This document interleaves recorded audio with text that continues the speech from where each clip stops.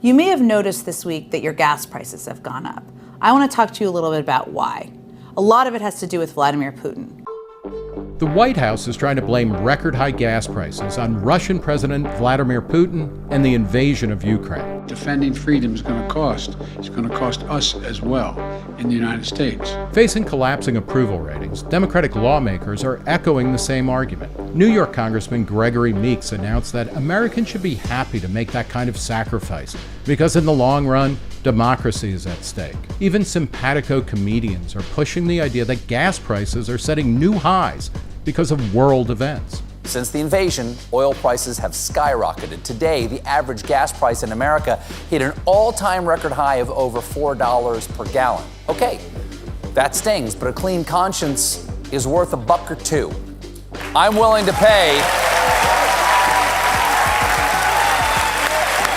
It's important. It's important. I'm willing to pay $4 a gallon. Hell, I'll pay $15 a gallon because I drive a Tesla. The sanctions that the U.S. and most of Europe have levied against Russia, one of the world's largest oil producers, were of course going to spook energy markets. But the so-called Putin price hike actually started over a year ago. Biden can't pin our 8% across-the-board inflation rate, the likes of which was last seen early in Ronald Reagan's first term, entirely on Putin. The main culprit is the massive infusion of money into the economy by the federal government and the Federal Reserve.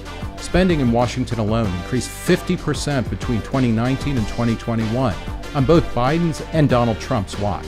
It's a surefire way to boost the cost of everything as more dollars chase basically the same amount of goods.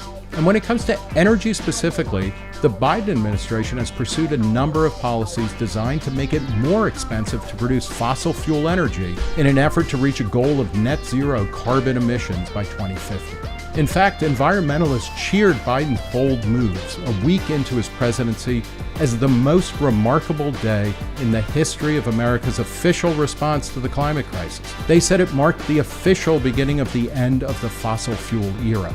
Biden's measures have included halting new permits for drilling and leases on federal lands, shutting down the planned Keystone XL pipeline, and proposing the end of tax credits for new drilling and exploration projects. He's been joined by congressional Democrats who have been working to tighten regulations loosened during the Trump years and otherwise clamp down on oil producers. At the state level, they banned fracking in New York in 2014, and California has effectively stopped the practice in anticipation of a 2024 ban. Even when such moves have been overturned by courts or only affect future operations, Biden and the Democrats have sent a loud and clear signal that the future will be green, even if renewable sources aren't up to the task of supplying our energy needs.